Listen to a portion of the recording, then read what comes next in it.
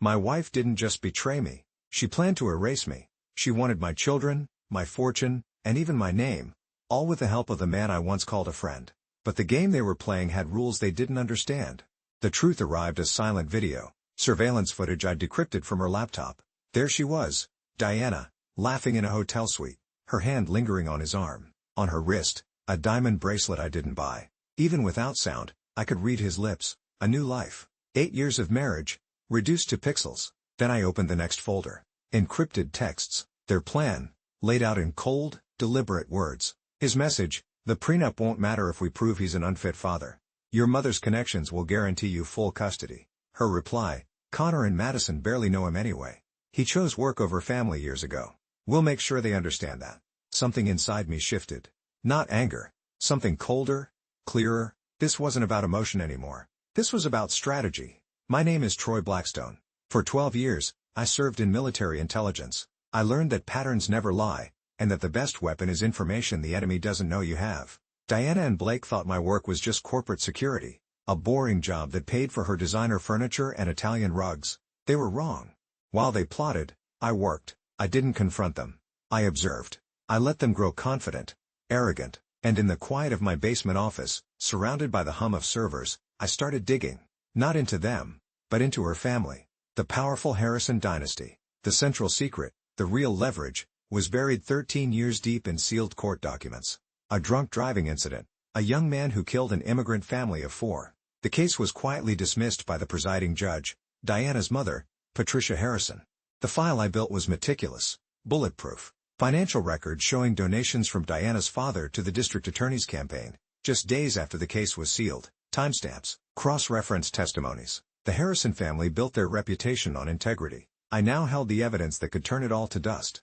A week later, they did. I sat across a polished conference table from her lawyer, a man named Lawrence Keir. He slid a thick packet of papers toward me, a smug smile on his face. Sign these, he said. Diana retains full custody, the house, the vehicles, and a majority of your business profits. Litigate this, and I assure you, you will lose. I didn't argue. I didn't raise my voice. I picked up the papers, glanced at them, and set them down. My calmness seemed to unnerve him.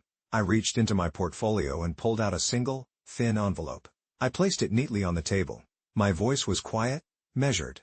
Tell Diana to read it, I said, holding his gaze, before she decides how aggressive she really wants to be. I stood up and walked out. The balance of power had just shifted, and they didn't even hear it happen. The first call came just after midnight. Diana. I let it ring. The second, her lover, Blake. I ignored it. The third call was from the judge. Her mother, Patricia. I answered. What do you want? She demanded, her voice tight with a fear she couldn't hide. They aren't accusations, I replied calmly. They're records. Financial transfers. Photographs. You know it.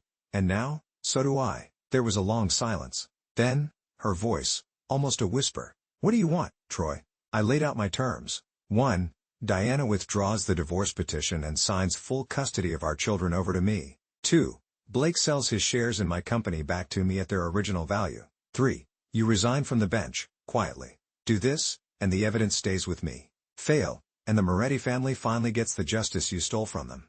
The next day, their world began to fracture. I sent an anonymous, heavily redacted tip to a few trusted contacts.